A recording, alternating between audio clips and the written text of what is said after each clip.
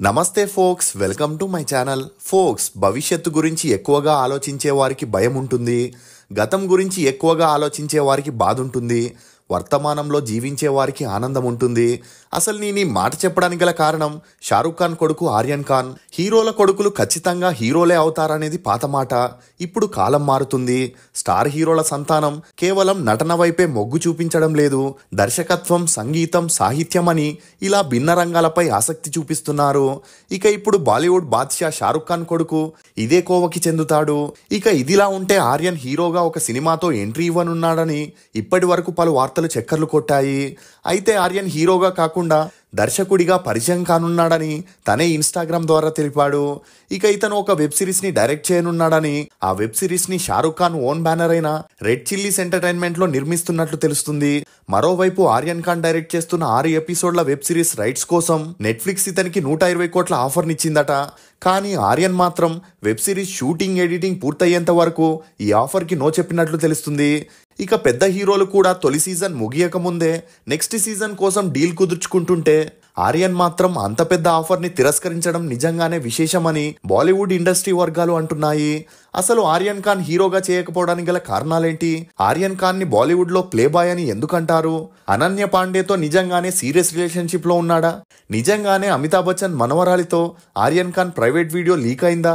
ఆర్యన్ ఖాన్ మత్తుమందు కేసులో అసలు ఏం జరిగింది? ఇతన్ని విడుదల చేయాలంటే 25 కోట్లని డిమాండ్ చేసిందెవరు అనే నమ్మలేని నిజాల్ని ఈ వీడియోలో చెప్పడానికి నేను ప్రయత్నిస్తాను. మీరు మాత్రం ఈ వీడియోని పూర్తిగా చూడండి. ఫోక్స్, అన్నీ తెలిసి ఏమీ చేయనివాడు ఏమీ తెలియని వాడితో సమానం.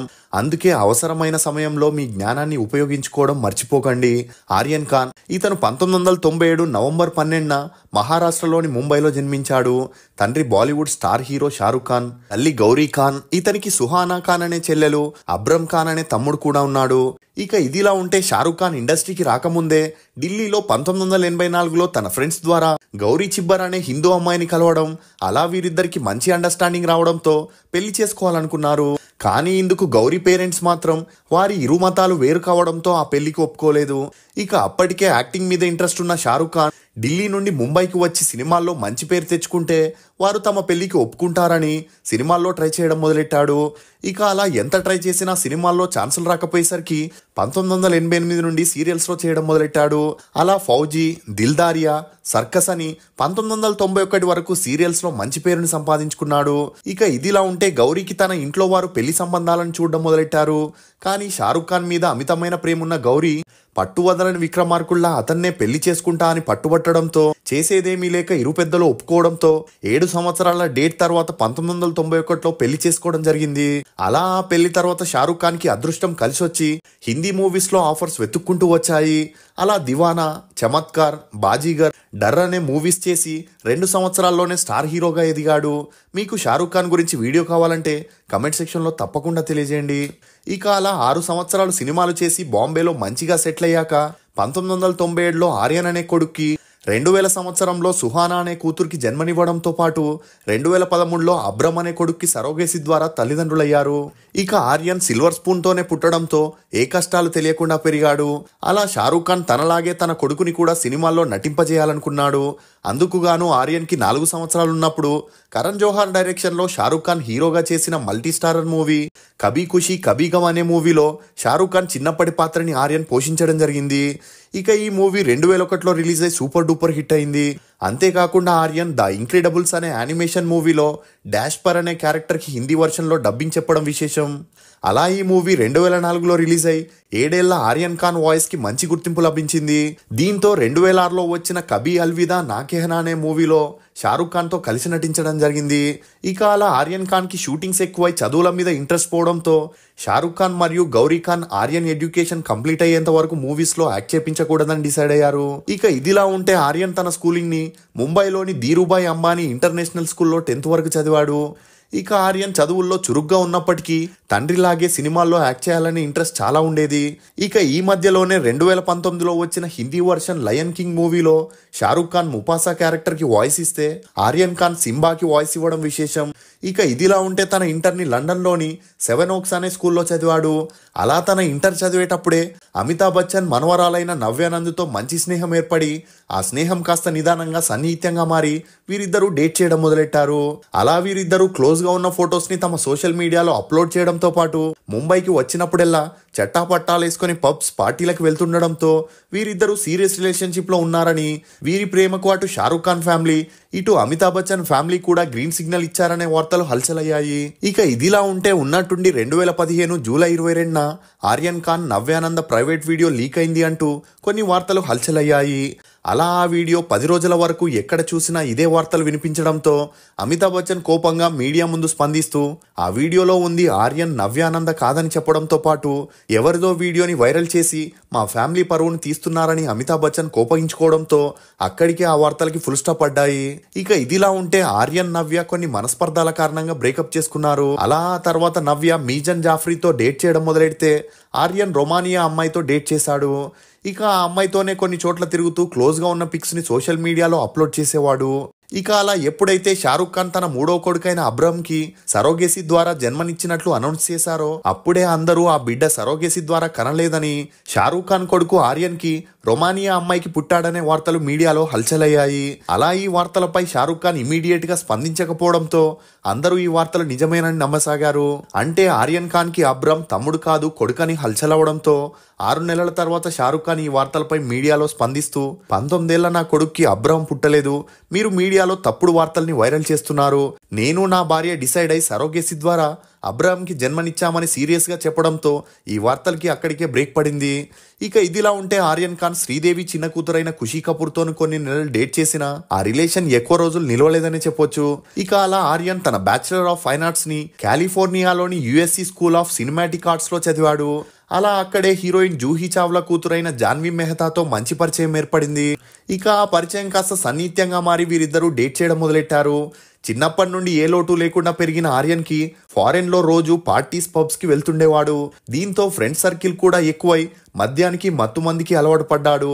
ఇక అలా ఎప్పుడైతే తన డిగ్రీ పూర్తయిందో ఇండియాకి వచ్చిన ఆర్యన్ కి బాంబేలో ఉండే ఖుషీ కపూర్, అనన్య పాండే, షనాయా కపూర్ లాంటి గర్ల్స్ గ్యాంగ్ తో పార్టీలకు వెళుతూ అమ్మాయిలతో క్లోజ్ గా ఉండే ఫొటోస్ ని తన ఇన్స్టాగ్రామ్ లో అప్లోడ్ చేస్తుండడంతో సోషల్ మీడియాలో చాలా పాపులర్ అయ్యాడు. దీంతో అందరూ ఇతన్ని ప్లే బాయ్ అని పిలవడం మొదలెట్టారు. ఇక తండ్రి సూపర్ స్టార్ గా ఉండడంతో ఆర్యన్ ఫ్యూచర్ లో స్టార్ అవుతాడని అప్కమింగ్ హీరోయిన్స్, మోడల్స్ అందరూ ఆర్యన్ తో ఫ్రెండ్షిప్ చేయడానికి ఇంట్రెస్ట్ చూపించేవారు. నేను శ్రద్ధా కపూర్ వీడియోలో చెప్పినట్టు కొంతమంది బాలీవుడ్ హీరోయిన్స్ ఒక పక్క సినిమాల్లో యాక్ట్ చేస్తూ తనతో యాక్ట్ చేసే హీరోలకి, కో ఆర్టిస్టులకి మత్తు మందుని అలవాటు చేసి వారికే ఆ సరుకుని అమ్ముతూ డబ్బుని సంపాదిస్తుంటారు. ఇక ఇదే కోవలో Liger movie heroine Ananya Panday parties లో మత్తు మందు శాంపిల్స్ నిచ్చి వారిని పర్మనెంట్ కస్టమర్స్ లాగా చేసుకుంటుండేది. ఇక అలా అప్పటికే మత్తు మందుకి అలవాటైన ఆర్యన్ కి అనన్య పాండే ద్వారా గాంజా, మత్తు మందుని తెప్పించుకునేవాడు. అలా వీరిద్దరికి మంచి స్నేహం ఏర్పడి ఆ స్నేహం కాస్త సన్నిహిత్యంగా మారి వీరిద్దరూ డేట్ చేయడం మొదలెట్టారు. ఇక ఇదిలా ఉంటే హీరో సుశాంత్ సింగ్ కన్నుమూసిన తర్వాత మత్తుమందు గురించి ఇన్వెస్టిగేషన్ ఎక్కువై బాలీవుడ్ సెలబ్రిటీల మీద ఎన్సీబీ నిఘా పెట్టడం మొదలెట్టింది. అలా 2021 అక్టోబర్ 2న కొడేలియా క్రూజ్ లో ఇంటర్నేషనల్ ఈవెంట్ ని ఫ్యాషన్ టీవీ వారు ఆర్గనైజ్ చేశారని, అందులోకి వచ్చే గెస్ట్లకి మత్తుమందుని కూడా సప్లై చేస్తున్నారనే ఇన్ఫర్మేషన్ అందుకున్న ఎన్సీబీ వారు క్రూజ్ టర్మినల్ బాధ్యతల్ని సిఐఈఎఫ్ వారు చూసుకోవడంతో వారికి ఈ విషయాన్ని ఇన్ఫార్మ్ చేయడం జరిగింది. ఇక ఈ ఆపరేషన్ ఎన్సీబీ అధికారైన సమీర్ వాంకడే లీడ్ చేశారు. అలా క్రూజ్ లోని పెడ్లర్స్ ని రెడ్ హ్యాండెడ్ గా పట్టుకోవాలని 6 ఎన్సీబీ వారు ఒక టీం లాగా వెళ్లాలని క్రూజ్ ఈవెంట్ టికెట్స్ ని బుక్ చేసుకోవడం జరిగింది. ఇక ఆ ఈవెంట్ టికెట్స్ ధర 70,000 నుండి 5 లక్షల రూపాయలని చెప్పొచ్చు.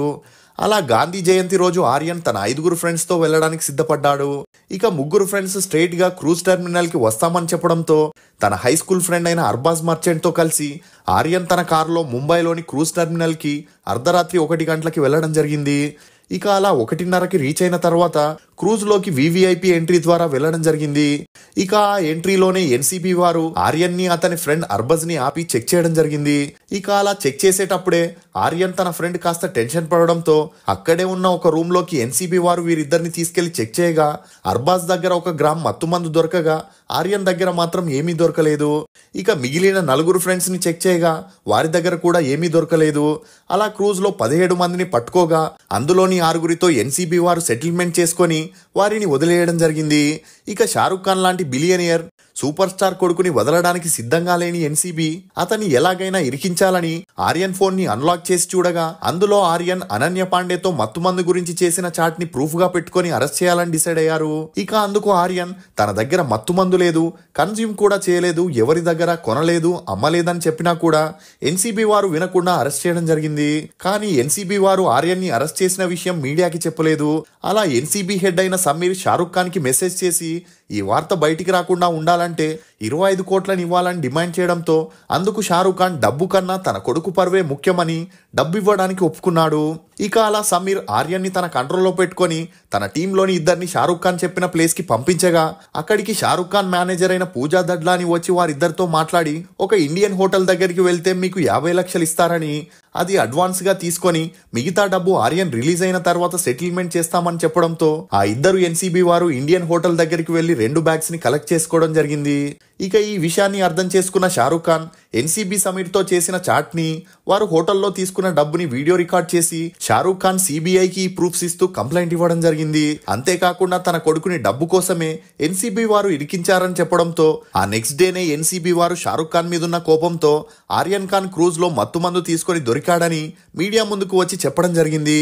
ఇక ఇదిలా ఉంటే ఆర్యన్ ఖాన్ తో అరెస్ట్ అయిన వారందరికీ బెయిల్ ఇచ్చినా కూడా ఎన్సీబీ కావాలనే షారుఖ్ ఖాన్ మీదున్న కోపంతో ఆర్యన్ ఖాన్ కి బెయిల్ రాకుండా 26 రోజులు జైల్లోనే ఉంచడం జరిగింది. ఇక ఈ కేసుని సిబిఐ వారు టేక్ ఓవర్ చేయడంతో సమీర్ ఇంటిపై సిబిఐ రైడ్ చేసి 13 గంటలు విచారించడం జరిగింది. ఇక ఆ విచారణలో సమీర్ ధనవంతుల పిల్లల్ని, సెలబ్రిటీలను పట్టుకొని బ్లాక్మెయిల్ చేస్తూ ఆ విషయం మీడియాలోకి రాకుండా ఉండాలంటే తను డిమాండ్ చేసినంత డబ్బుని ఇవ్వాలని చెప్తూ ఇలా అక్రమంగా తీసుకున్న డబ్బుతో ముంబైలో 6 ఫ్లాట్లని, ఒక పెద్ద బంగ్లాతో పాటు 5 లగ్జరీ కార్లని కూడా మెయింటైన్ చేస్తున్నాడనే విషయాన్ని తెలుసుకున్న సిబిఐ సమీర్ తో పాటు 4 సీనియర్ ఎన్సీబీ ఆఫీసర్స్ పై కేసును నమోదు చేసి వారిని అరెస్ట్ చేయడం జరిగింది. ఇక ఇదిలా ఉంటే ఆర్యన్ అక్టోబర్ 28న జైలు నుండి రిలీజ్ అయ్యాడు. అప్పటి నుండి షారుఖ్ ఖాన్ తన కొడుకుని పార్టీస్, పబ్స్, వెకేషన్స్ కి పంపకుండా స్ట్రిక్ట్ రూల్స్ ని అప్లై చేశాడు. ఇక అలా ఆర్యన్ 26 రోజుల జైలు శిక్ష తర్వాత తన తప్పేంటో తెలుసుకుని ఇప్పుడు కెరియర్ మీద ఫోకస్ పెట్టాడని చెప్పొచ్చు. ఇక ఇదిలా ఉంటే అప్పట్లో ఆషికీ 3 మూవీలో ఆర్యన్ హీరోగా నటిస్తున్నాడనే వార్తలు వచ్చినా కూడా ఆర్యన్ మాత్రం ముందుగా డైరెక్టర్ అయి తెర వెనుక జరిగే విషయాల్ని పూర్తిగా తెలుసుకున్నాకే హీరోగా ఎంట్రీ ఇవ్వాలని ఆ ప్రాజెక్ట్ ని హోల్డ్ లో పెట్టడం జరిగింది. ఇప్పుడు ఆర్యన్ ఒకవైపు డైరెక్షన్ చేస్తూ మరోవైపు తన టెక్స్టైల్ బిజినెస్ ని కూడా చేస్తుండడం విశేషం. ఫోక్స్, ఒకసారి దెబ్బతింటేనే తెలుస్తుంది మనలో ఎంత ధైర్యం ఉందో, ఒకసారి తప్పు చేస్తేనే తెలుస్తుంది మనం ఇంకా ఎంత నేర్చుకోవాలనేది, ఒకసారి ఓడిపోయిన తర్వాతే తెలుస్తుంది మనం గెలవడానికి ఇంకెంత ప్రయత్నించాలనేది. ఇది ఫోక్స్ ఆర్యన్ ఖాన్ గురించి కొన్ని నమ్మలేని నిజాలు. ఈ వీడియో మీద మీ అభిప్రాయాన్ని కమెంట్ సెక్షన్ లో తప్పకుండా తెలియజేయండి. For more interesting videos please subscribe to CR voice. Thank you.